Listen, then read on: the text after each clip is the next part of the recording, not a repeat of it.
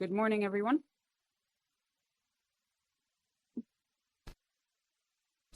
Just as the speakers from yesterday's very lively sessions have done, the way I've structured this talk is not as a research paper, but as a series of thoughts that, when put together, hopefully highlight a very urgent task that is staring us straight in the eyes. And that's the need to demolish the current development business and emphasis on business. And in its place, we need to produce a process that actually responds to our people's aspirations. The fact is, we cannot continue marching on this hybrid path of pro-Africa statements on the one hand and anti-Africa policies on the other hand. We also cannot continue to outsource our children's future to powers that are hell-bent on keeping us relegated to the role of producers of cheap raw materials and labor and consumers of their obsolete goods and rules. We need to enact, not just talk about, enact drastic change. But we can't do this within forums and institutions that are designed to uphold a rigged international economic system. But before we dive deeper into the conversation about the role of this rigged international economic system in perpetuating Africa's underdevelopment, I would like to invoke and acknowledge that we are standing on the shoulders of giant African revolutionary figures, past and present, who have tried and are trying time and again to warn us about all of this and to steer us away from the dangers of blindly following this rigged version of development. These African revolutionaries, past and present, warned us about debt and neocolonialism. They warned us about the various tools of economic subjugation and capitalist exploitation. They warned us about white elephant projects and adopting blueprint and poverty reduction strategies that respond to the interest of ex-colonizers instead of responding to our people's aspirations. They warned us about black skins and white masks amongst us. But they didn't just warn us, They also tried and are trying to empower us and remind us that we have the right to set our people free. We have the right to own our development processes and objectives and sequence our nation building steps according to our context and our needs. That we have the right to eject spoilers from our lands, and that we can terminate or renegotiate deals. Those of the past gave us, and those of the present are showing us the tools and the language and the resolve it takes to refuse what doesn't serve our people.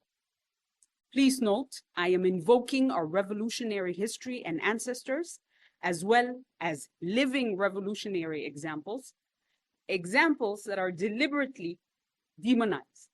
Case in point, my president, Isaias Afwerki. Because that is exactly what we need to get out of this upside down development sheher or juju that has hooked itself to Africa.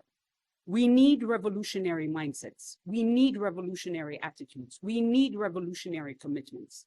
We need an unapologetically pro-people, pro-Africa spirit that centers African aspirations when dealing with the Bretton Woods institutions or any other development partners for that matter, and when fighting Western domination.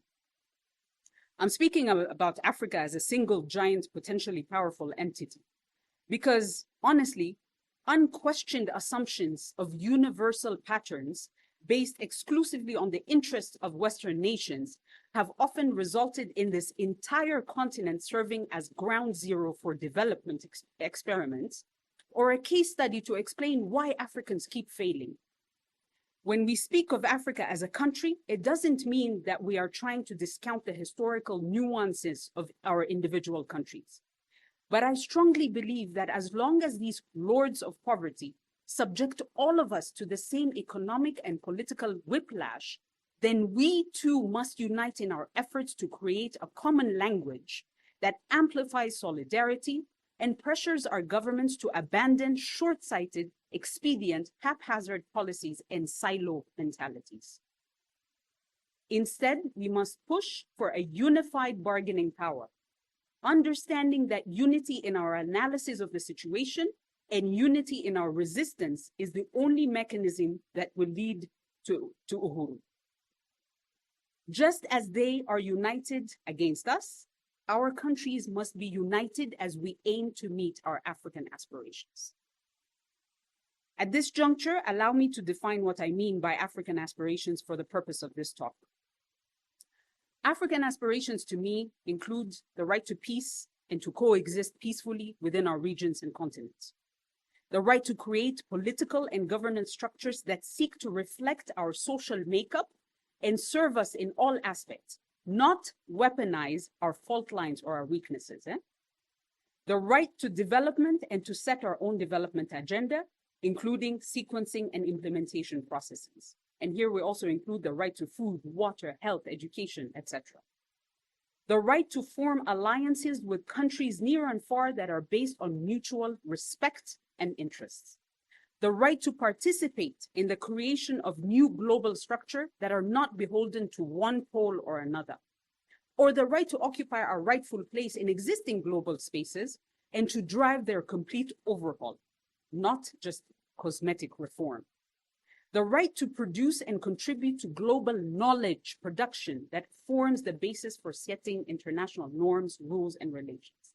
And lastly, the right to anchor all of the above, all of our policy decisions, all of our interactions on the well-being of future generations. I don't claim that this is a comprehensive list of our aspirations, but at least it's a starting point for examining Africa's status in the world and how the current global environment supports it in its quest to attaining these aspirations. I must now say that the gatherings such as this one and the launch of Afro-Asia Institute couldn't happen at a more opportune time. It is a testament that in spite of the many attempts to gag our revolutionary heroes, whether through assassination, sabotage, demonization, their spirit remains resilient and it keeps manifesting itself through our understanding, through our recurring realization that things are not okay in Africa. And in many, many parts, things are not okay because the development and financial landscape that Africa was thrust onto at independence and finds itself navigating today was not created by it, for it, or even with it in mind. And almost 7 decades later, we're unable to extricate our people from this hoodwinking landscape and build a truly meaningful, Africa-focused, Africa-centered alternative. As far as the current global economic architecture is concerned, the fact is, we were never consulted about its rules. Never. Let alone consulted.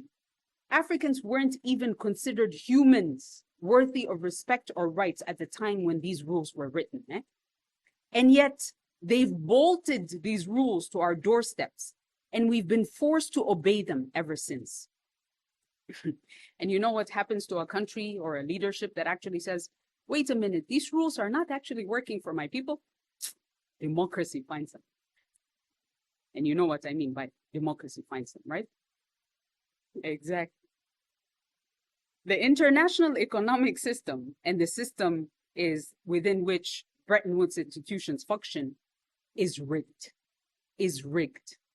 And it's rigged in favor of yesterday's colonizers. And it's there to maintain, albeit in a very politically correct language, the exact same systems of exploitation and subjugation that existed during colonialism. Furthermore, the racist mentality that drives these systems is the exact same racist mentality that just a short while ago was perfectly fine with apartheid, Jim Crow laws, lynching, colonialism, and of course, enslavement of our ancestors. Knowing all of this, one would not be faulted to think that these organizations that function as the proprietors, the sole proprietors of development knowledge, are actually tools of imperialism. They don't work for us, ladies and gentlemen, because they weren't designed to work for us. And so the African condition that this system of continued economic exploitation has caused, with the help of its very obedient African comprador class, leads one to conclude that as long as we continue to shy away from having revolutionary attitudes when we deal with these bad Samaritans is a concept that I borrowed from Ha-Joon Chang, former economist, then in 25, 50, 100 years, we'll still be talking about the same stuff and the same challenges. We'll be in the same or even worse position relative to Africa's potential and relative to Africa's aspirations. When thinking about the role of Bretton Woods institutions in its relentless underdevelopment cycle of Africa, we must always remember that in July 1944, when America invited its allies to a place called Bretton Woods in New Hampshire, African countries were still under colonialism. And there was a ruthless system of primitive accumulation in place that was designed to siphon off raw material and resources from our lands, the periphery, and create piles and piles of surplus in their countries, the core. We must also remember that the Articles of Agreement that later formed the World Bank and the IMF are based on pre-written plans that the British and the American came to the meeting with. The other countries at the meeting didn't have much input. We must also remember that these same powers who preach democracy and accountability to us run these mafia institutions in the most unaccountable fashion, with the US always ruling the World Bank and the Europeans always ruling the IMF, both through what they called a gentleman's agreement back in those days. When Africa was eventually inserted into the conversation, the IMF and the World Bank didn't actually change to meet its needs. They acted to maintain the economic subordination of African colonies that were now declared independent to Western monopoly capitalism and geopolitical maneuvers. They promoted their own corporate interests over African national interests. They enforced policies that cemented neoliberalism and ensured the corporate capture of development processes across the continent. And we all know the horrific results of structural adjustment programs of the 80s and the development blueprints that were shoved down African throats based on the Washington Consensus. All of this with absolutely no regard for national objectives and strategies. These bad Samaritans kept showing up at our doorstep with advice and loan in one hand and cold-blooded conditionalities in the other hand. Mind you, conditionalities that they themselves did not enact when they embarked on the journey of nation building. Liberalize your trade, drop all tariffs, privatize everything, including basic human services, health, education, water. Trim your public sector to bare bones. Open your markets. Forget about protecting your industries. In fact, why even think about creating industries? No. Just give us your raw material at dirt cheap price and we will shower you with finished goods. You want to build roads? No problem. We will give you loans that you will spend generations to service. They didn't tell us that we will spend generations to service, but this is how it worked. Mind you, these loans that they gave us and continue to give us are in reality made up of our own money. I really need you to understand this. They are made up of our own money, meaning they're not giving us anything, but our own wealth back to us, now calling it loans and grants and whatnot. How? Remember the exorbitant amounts of surplus that they accumulated while we were colonized? That's what I'm talking about. This is not a conspiracy theory or something, out of this world. These are all documented facts. So in effect, their benevolence is rooted in slavery, colonialism, neocolonialism, and imperialism. These are all important points to keep in mind because it allows us to interrogate their motivation, their interest, and their objectives. It also allows us much needed shift in our mentality. We are not the recipient in this donor-recipient dichotomy that they drilled into our consciousness for too long. Nope. We are the owners and they are the thieves. Period. Ladies and gentlemen, there are no poor countries in Africa. We have deliberately underdeveloped countries. And I borrow the definition of underdevelopment from one of my favorite giants, Walter Rodney. I've also come across other African scholars who use terms such as impoverished and plundered countries. Anything but poor. We are not poor. These are all active verbs because our impoverishment is actually a very active act. I think, again, it's important to stress and highlight this point about language, because for far too long, the internalization of belittling or patronizing concept has led us to subconsciously feel inferior to those who show up at our doorsteps, claiming to have all the answers to our development questions.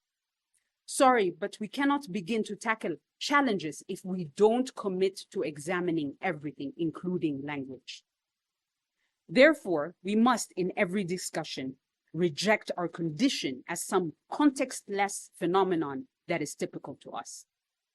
Now, I sometimes find myself battling a seesaw of anger and sadness. Anger by the fact that this scam has been allowed to go on for this long. And saddened by the fact that too many of us, especially those of us in government who actually deal with these partners, almost never begin the conversation about the African condition by centering the colonial context and sequence of events that led to this condition. And they're almost never unapologetically revolutionary in terms of their interactions. But most of all, I remain angered and saddened by the fact that year after year, summit after summit, we continue to go with them hand in hand and expect different results. We allow the Bill Gates of this world to own our seeds and teach us about agriculture. We allow some obscure foreign entity in the UAE to own and profit off of millions of hectares of land through the carbon offset system. We allow them to drive the climate change debate without actually telling them, you caused this disaster.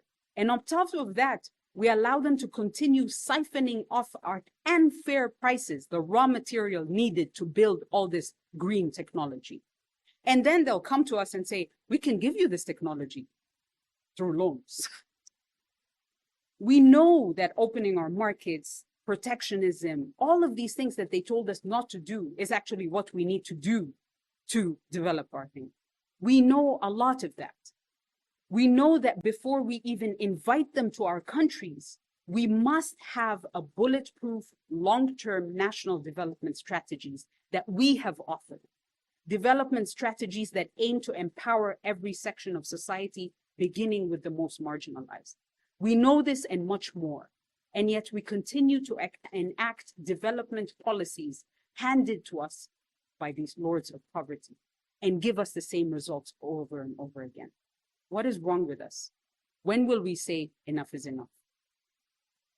Ladies and gentlemen, every now and then they may come up with new buzzwords, new language, and try and convince us, no, we've learned our lesson and now we're trying to reform. But you know, in the end, it's all driven by the same exploiting classes and condescending racist mentalities mentioned earlier. The same mentalities that saw no issue with 30,000 Palestinians being slaughtered. No issue with subjugating Haiti, the beacon of freedom, to continued neocolonialism. No issue with preaching human rights while using children to suck minds in the DRC. No issue with igniting wars left, right, and center, all in an effort to keep us angry at each other instead of angry at the actual sources of underdevelopment. I will end by saying it's all one big scam, and we must be serious about calling it what it is: a Western designed, Western dominated scam that requires our commitment and our resolve to shut it down if we're serious about meeting African aspirations. Thank you.